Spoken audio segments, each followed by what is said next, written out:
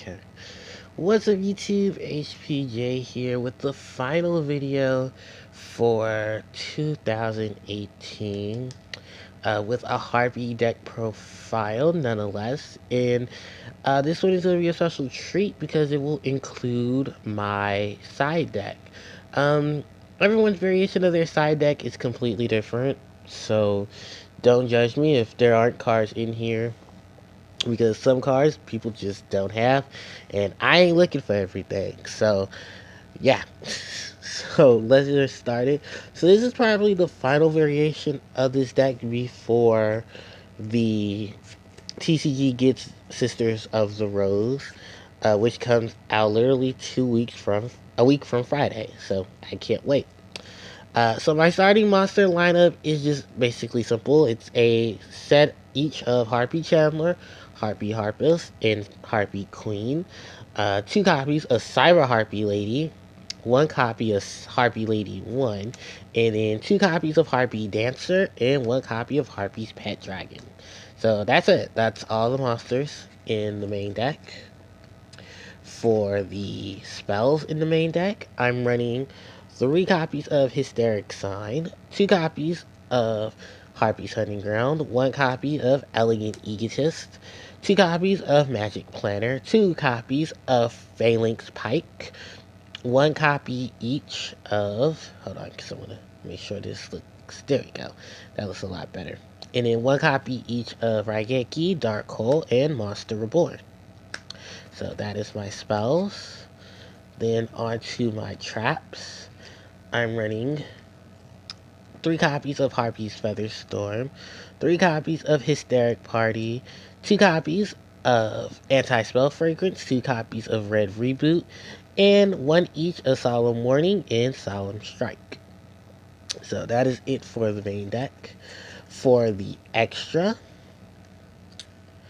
I forget because this is on the other side. So if I swipe left, I'm actually doing it wrong. For the extra deck, I'm running 1 copy of Harpie's Pet Phantasmal Dragon, 2 copies of Lightning Chidori, 2 copies of Castel. Oh, that's right, because I didn't put back in the level 7s. Oops. Because that's actually supposed to be 1 copy of Castel, 1 copy of Chidori. Because I gotta get the box. Hold on, because it shouldn't take. There we go. It shouldn't take too long. 1 copy of Castel, 1 copy of Tornado Dragon, 1 copy of Ice Beast, 1 copy of Cowboy, 1 copy of Babushka, and then it's also followed up with a copy each of Red Eyes Flare Metal Dragon, Big Eye, and Galaxy Tomahawk. Because, oops, I forgot that I didn't switch out a lot of the stuff before one of the previous builds that I made of this deck. To circumvent some new cards. And then 3 copies of Gravefly, the copy of Fighter Fighting the Rumadal, and then the Code Talker, which pretty much rounds out the extra deck, because the extra Castel and Chidori in the XYZ Rebellion Dragon were actually for a different variation of this deck that, spoilers, I didn't have enough of the stuff for. And then some builds were just not working right. So for the rest of the cards, let's go on to the side deck. So this is pretty much what makeshifts I have together. 2 copies of Ghost Ogre, 2 copies of Effect Veiler, 1 copy of an extra Harpie Dancer, 3 Call by the Grave, 1 Harpie's Hunting Ground, Phalanx Pike, a symbol of heritage, because everything's falling apart because it's actually still new sleeves. So I didn't have a chance to really work with these yet. So let's move everybody together. Or just better yet, let's just do like this. And then like this. And then for the traps, 2 copies of Icarus Attack, a copy of Anti-Spell, and a copy of Solemn Judgment. Just to round out that. So let's talk about the deck itself in general. So the additional cards I was adding in were an extra Castel, Rebellion Dragon, and Chidori. And this was just for a rank 4 variation of the deck that I still want to build, But one, I need all the newer stuff, and then two, is a lot of the Dragon engine does have to come out. So, with that said, it's just the simple basis of the 15 Harpie monsters in the main deck. Chandler being the majority of the summons. You have Harpies to search for her. You have Queen, who's going to search for your fill spell. She's going to be your 19 beater.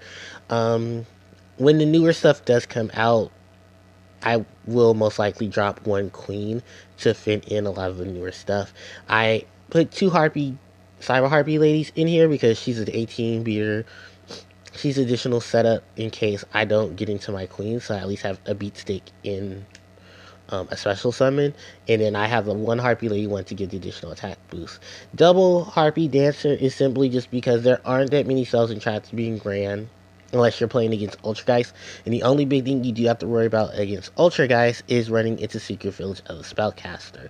I was thinking of putting Summoner Monk in here to help with that situation, so that way um, at least there is a spellcaster on my side of the field, and then I can use my spells and traps. The one Harpie's Pet Dragon is, of course, the one thing you don't want to draw. You more so want to summon this off of your Chandler and have it be accessible to link summoning, and, well, pretty much making your Tomahawk, then your link summoning like crazy with your tokens. So there's going to be a lot of new strategies with the newer stuff. Literally coming out in just a couple of days. Then, following that, the three Hysteric Sign, the two Harpies Hunting Ground, the one Elegant Egotist is pretty much just my Harpie spells and my Harpie spell lineup. Because once we get Oracle, we'll technically just be running two of these anyway. We'll have ways to search it and retrieve it because of Oracle and Perfumer.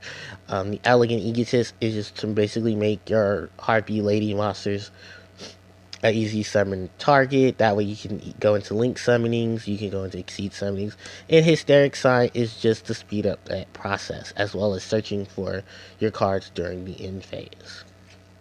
Then next to them, the two Magic Planners, simply just because if I want to ditch my anti-spell fragrance or some of my dead Hysteric parties, I can do that and at least get something off of it, which is just two free draws. Phalanx Pikes. If this is probably an old card, and a lot of people are probably screaming that, yes, he finally has them. Phalanx Pike, you equip it to a monster. That monster gains 900 attack for each monster in the graveyard with the same name. So, Queen, Chandler, Dancer, Harpist are all treated as Harpie Lady, whether on the field or in the graveyard. So, you equip this to one of them that's on the field, or Cyber Harpie or Harpie Lady 1, Vanilla Harpie Lady, gives them that additional 900 times whatever number of Harpies is in the grave, and they just become a giant beat stick. And it's one of the cards you most likely just want to draw into, and if you do have to pop it, at least you'll have the second one to fall back on. So that's pretty much the Phalanx Pike, and then Darkhole Raigeki are just here for the monster removal, and Monster Reborn is, of course, Monster Reborn. So that's the spells. For the traps, 3 Feather Storm, 3 Hysteric Party.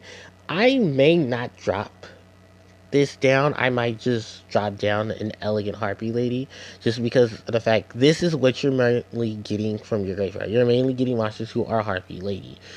Even with the newer support, I think honestly Hysteric Party is one card I'm not going to drop down in multiples because of the fact that this is my biggest win condition. Elegant Harpie Lady is a good card, but it relies too much on Harpie Lady sisters to be present.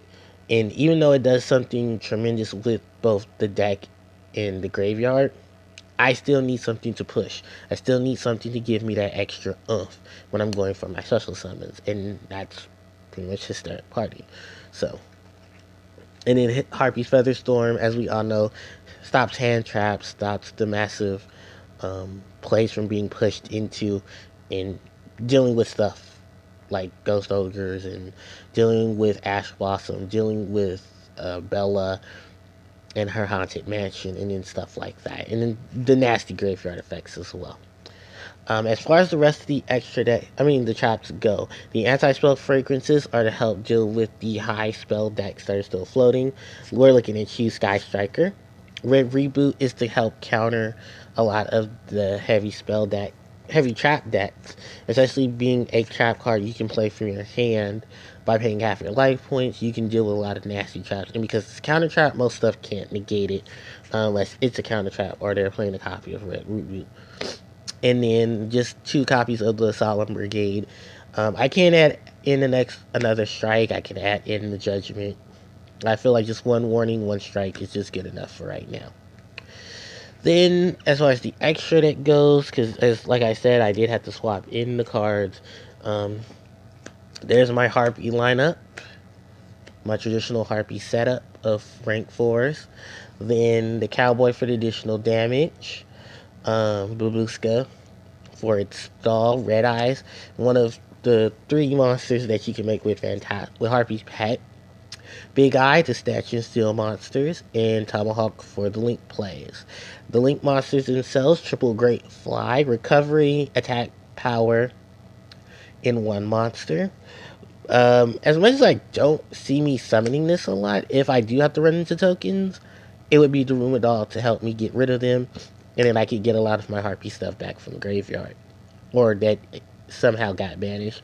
And if I did have the Barrel Sword Dragon, I would replace it with the Deco Talker. Or probably replace it with one of the Grey Flies or take out the Doll. Just so I have the Deco Talker, have the Barrel Sword Dragon, and just have a lot of those massive spread out plays to do a lot of things. I wouldn't run Saryuja because it just relies on different names. I'm not going to run a whole bunch of Link monsters in this deck just to fit into one summon. I want to at least have Link monsters who are going to be beneficial to stand on the board long enough to do something and not hurt the deck in terms of what mechanics I'm trying to keep. So with that, we can talk about the side deck.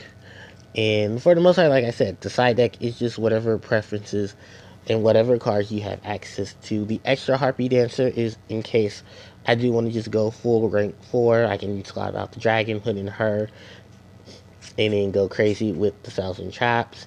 The hand traps, for the most part, I do have Ghost Reapers and Winter Cherries. It's just that I'm trying not to bend all my cards up, especially my supers, because I don't have commons. There isn't any commons of Ghost Ogres in Snow Rabbits. There's no common Winter Cherries, so you're just trying to keep them together. But with Winter Cherries, you focus on stuff in the extra deck. I don't have everything to really negate a lot of things in the extra deck, or to get rid of the cards in the extra deck as soon as I possibly could. So that's why Valor swapped in. And also, I don't own Ignition and Providence. So, or I'm sorry, Infinity Impervience, or Infinity Impervience, which would have been a great card. It is a traditional. It is a really good setup, but I am paying $70 for a trap card. So sorry, not sorry. I'm not paying $70 for a trap card. Call by the Grave, another additional card to help you with hand traps, and a quick play spell nonetheless. Just a lot of 1-us with the 1 handing ground, the extra Phalanx Pike, and the Symbol of Heritage. If you don't know what Symbol of Heritage do, think Phalanx Pike, but instead it's special summoning monsters that share the same name. This card's actually at 1 for that reason, because of how broken it is with stuff like Harpies and Frogs, because of the dupe frog situation. There was a water deck that abused it to massively bounce back with stuff like Delorean of the Ice Barrier, Trishula, and it was just bananas to that point. And then even Cyber Dragons had a way to abuse this card, so that's why it's still at 1. I'm surprised neither of these two have been reprinted, but maybe sooner or later they will, to at least common rarity, or maybe hollow up. But yeah, that is pretty much just the styles of the extra deck. I'm not maining Icarus Attack. It's because I don't want to main Icarus Attack. I just don't. I think it's more of a side in, side out type of situation. And then just an extra anti-spell, the Solemn Judgment, for the extra swap in, swap out. So that's pretty much it for this last video. And I hope you guys enjoy. Thank you guys so much for giving me some of the craziest moments of 2018. I hope 2019 brings us a lot more. I wish everyone the best of luck next year, and can't wait for the new Harpie stuff to come out. So this is HPJ signing out. Take care and Happy New Year's, everyone.